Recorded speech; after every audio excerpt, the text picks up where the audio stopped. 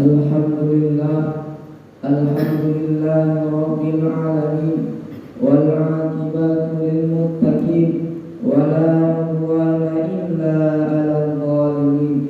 Asyhadu an la ilaha illallah al-malikul haqqul mubin, wa asyhadu anna Muhammadan abduhu wa rasuluh. Amma ba'du. Bersyukur kepada Allah dengan mengucapkan alhamdulillah, yang mana oleh Allah Subhanahu wa ta'ala yang telah memberikan kepada kita beribu-ribu nikmat. Di antaranya Allah Subhanahu wa ta'ala memberikan kepada kita nikmat iman dan nikmat Islam.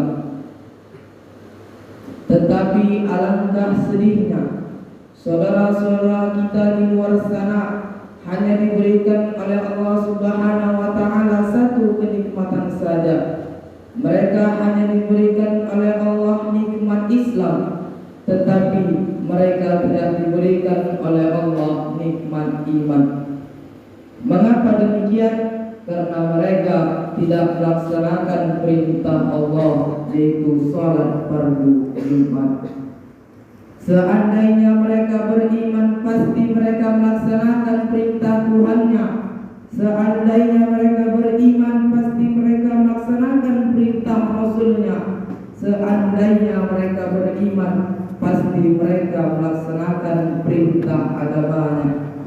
Padahal Allah Subhanahu wa ta'ala telah berfirman dalam Al-Quran, ya ayyuhalladzina amanu, kata Allah, hai orang-orang beriman, idza nudiya lis-shalah, apabila telah diseru waktu untuk salat, min yaumil jum'ah, pada hari Jumat, fas'au ila zikrillah, maka segeralah kamu mengingat Allah, wa zarul bai'ah, dan tinggalkanlah jual beli. Dzalikum khairul lakum, itu lebih baik bagimu, in kuntum ta'lamun, jika kamu mengetahui. Maka beruntunglah kita, Allah masih memberikan kepada kita nikmat iman dan nikmat Islam, sehingga kita bisa melaksanakan perintah Allah, mengikuti sunnah Rasulullah, yaitu salat fardu Jumat.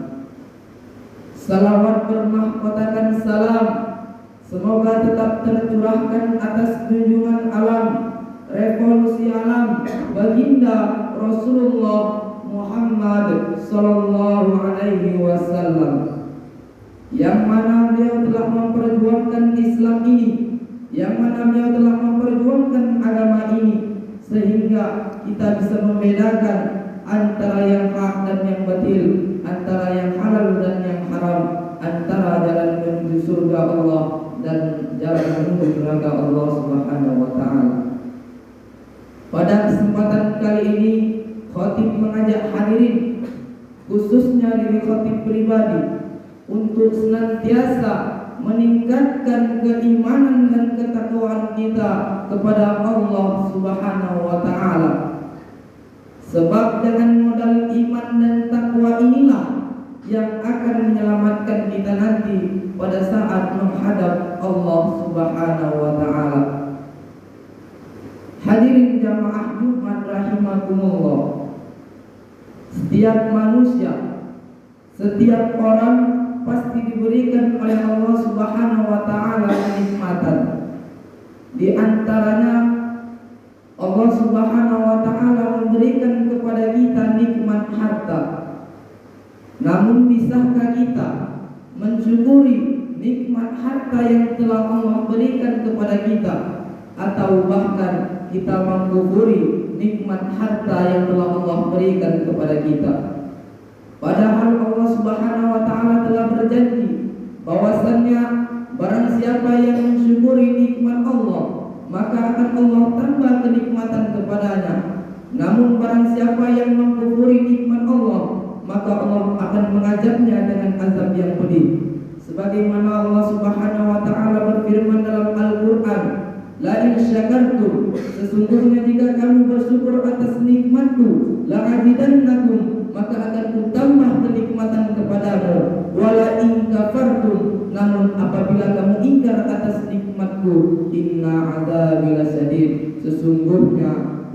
sungguh sangat pedih. Na'udzubillah, summa na'udzubillah. Berbicara tentang mensyukuri nikmat, kita bisa mencontoh Rasulullah Sallallahu Alaihi Wasallam yang mana beliau selalu mensyukuri nikmat yang telah Allah berikan kepadanya. Pada saat itu Rasulullah Sallallahu Alaihi Wasallam ditawarkan Allah untuk menukarkan gunung-gunung yang ada di Mekah untuk diubah menjadi gunung emas. Tapi Rasulullah Sallallahu Alaihi Wasallam berkata, "Ya Allah, aku lebih bagus makan hari ini dan lapar hari esok. Pada saat aku lapar, aku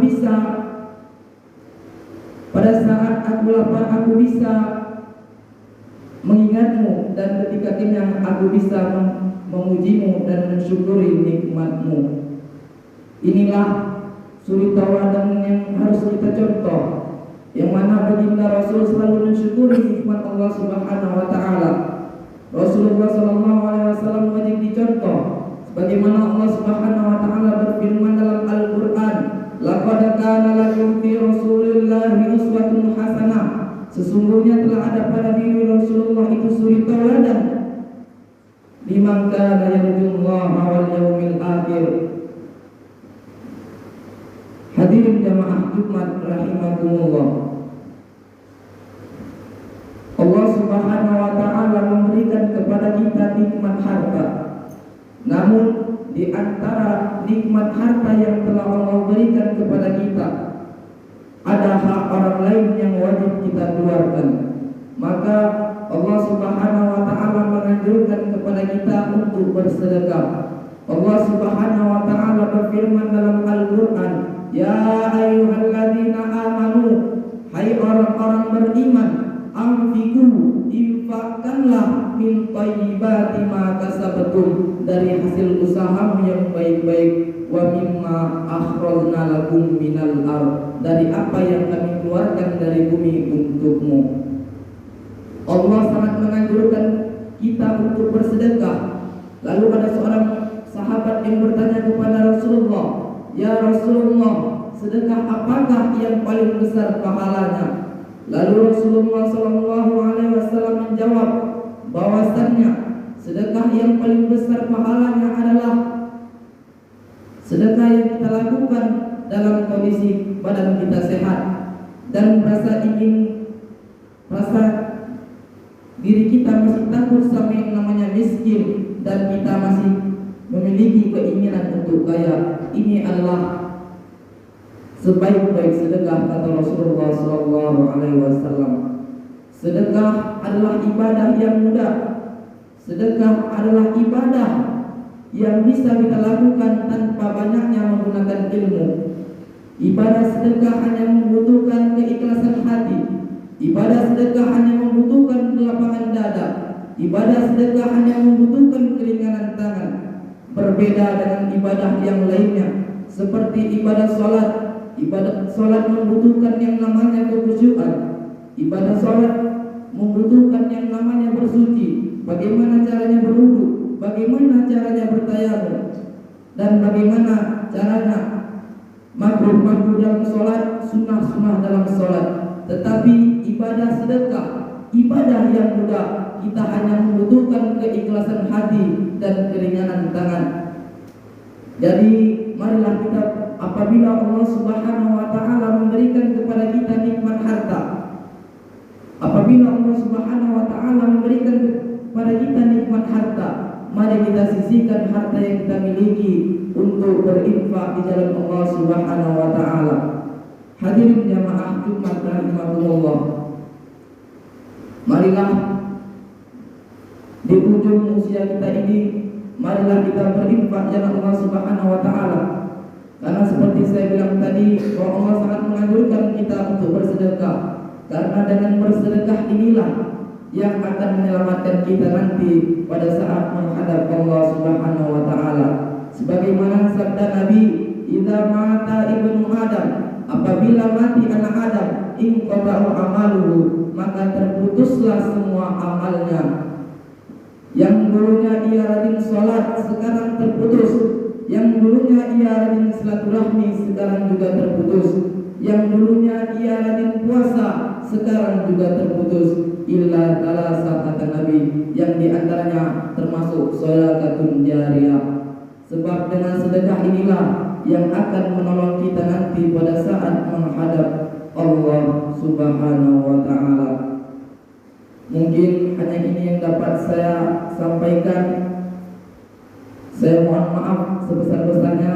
Mari kita masuki rukun dua al-khutbah. Alhamdulillah, alhamdulillah rabbil alamin, wal aqibatu lil muttaqin, wa la udwana illa 'alal zalimin.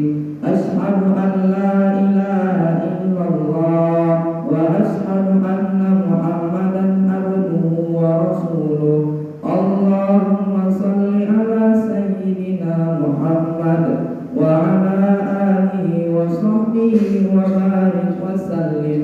Amma ba'd, fa ya ayyuhal hadirun, fa ya ayyuhal muslimun, usikum bi nafsi faqad fazal muttaqun, kama qala Allah ta'ala fil ayatil karim.